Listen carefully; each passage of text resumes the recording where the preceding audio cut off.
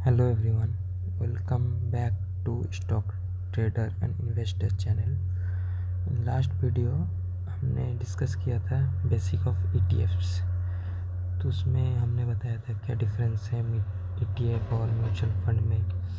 तो आज हम डिस्कस करेंगे एक ETF के डिटेल्स में और डीप जानेंगे हम क्या है ETF, क्यों पॉपुलर हो रहा है, सब कुछ के बारे में।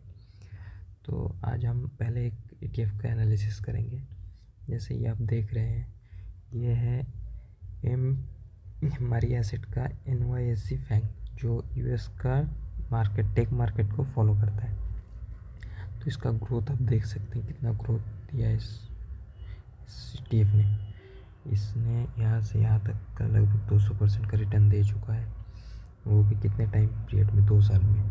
2 साल में एक पैसिव इन्वेस्टिंग से आप 200% इनकम कर सकते हैं बिना स्टॉक का रिस्क लिए हुए। और इसका ग्रोथ अपवर्ड मूवमेंट ही दिख रहा है, ये वीकली कैंडल पे मैंने दिखाया। तो अब हम डिस्कस करेंगे कि ETF स्ट्रक्चर क्या है, उसका कैसे फंक्शन है, कैसे काम करता है। ठीक है, तो नेक्स्ट हम आते हैं डिस्कस करने। तो ये NSE का फंड एक ETF था जो US मार्केट को ट्रेड करता है, लेकिन इंडियन स्टॉक एक्सचेंज में लिस्टेड है। फॉलो वो top 10 tech stock of US market को फॉलो करके यहाँ रिटर्न जनरेट करता है। तो ETF एक ओपन एंड फंड है, ठीक है।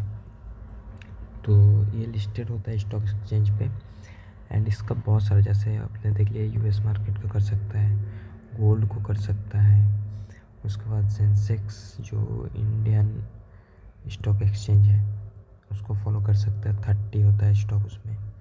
फिर निफ्टी का हो गया आपका, उसमें आपका 50 स्टॉक आएगा, उसको फॉलो करता है। तो बहुत सारा वैरायटी आपको मिल जाता है ETF में, तो इसलिए ETF पॉपुलरिटी गेन कर रहा है। नेक्स्ट, इतना पॉपुलर क्यों हुआ? तो ये सेबी जो security exchange board of India है, वो ज़्यादा रेगुलेशन बना रहा है ETF की तरफ प्रेफर करने के लिए, क्योंकि म्यूचुअल फंड और high cost, so cost effectiveness के लिए ETF का पॉपुलराइजेशन सेबी की तरफ से बढ़ाया जा रहा है। ऊपर से जो रिटेल और इंस्टीट्यूशनल जैसे EPFO है और बहुत सारे रिटेल इन्वेस्टर भी है जो ETF को प्रेफर कर रहे हैं पैसिव इन्वेस्टिंग के लिए रेदर देन म्यूचुअल फंड। उसके बाद जो इन्वेस्टर है उसके पास ऑप्शन बहुत ज़्यादा आ रहे हैं। जैसे आप फॉरेन मार्केट में इजीली इन्वेस्ट नहीं कर सकते, लेकिन ये NYSE फंड जो है इसके यूज़ करके आप फॉरेन में इन्वेस्ट कर सकते हैं। गोल्ड में भी इजीली इन्वेस्ट कर सकते हैं बिना गोल्ड खरीदे हुए। तो ये एक बड़ा इफ़ेक्ट है जो इसका डिमांड ज़्यादा बढ़ रहा है, ETF ज़्यादा पॉपुलर हो रहा है।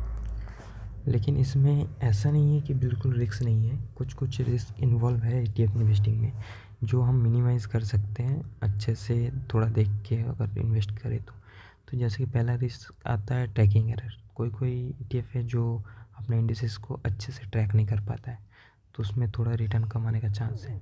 लिक्विडिटी इशू, बहुत सारा ETF है जिसमें, जैसे निफ्टी 50 का जो फॉलो करता है उसका तो लिक्विडिटी आपको मिल जाएगा, लेकिन कुछ छोटा ETF भी रहता है जिसमें लिक्विडिटी उतना नहीं रहता है, तो आपको सेल के टाइम थोड़ा लिक्विडिटी इशू आ सकता है, तो आपको देख के इन्वेस्ट करना पड़ेगा। उसके बाद आता है टैक्सेशन कन्फ्यूजन। कोई डेप्ट इक्विटी होता है, कोई डायरेक्टली इक्विटी होता है, कोई डेप्ट मार्केट में इन्वेस्ट करता है। तो जब अगर आप टैक्स स्लैब में पढ़ते हैं तो उसमें थोड़ा इशू आता है कि कौन सा टैक्स में आएगा, कौन सा ETF बाई सेल किया है।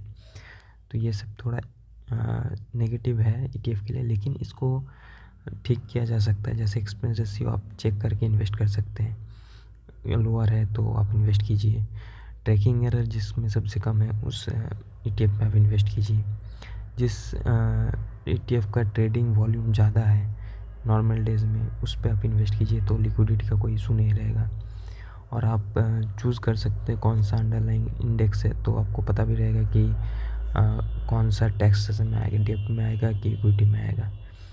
और सबसे अच्छा बात है कि जो बड़ा फंड हाउस है जैसे SBI हो गया, HDFC हो गया, उनका वो लोग ट्रस्टेड है, रिलायबल है, तो उनका ETF में आप इन्वेस्ट करने की कोशिश कीजिए, तो कोई रिस्क फैक्टर कम हो जाता है आपका।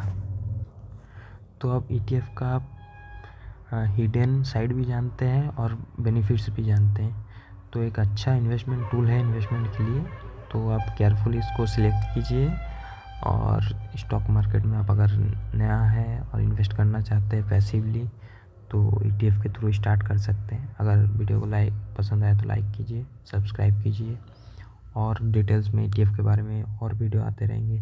Thank you.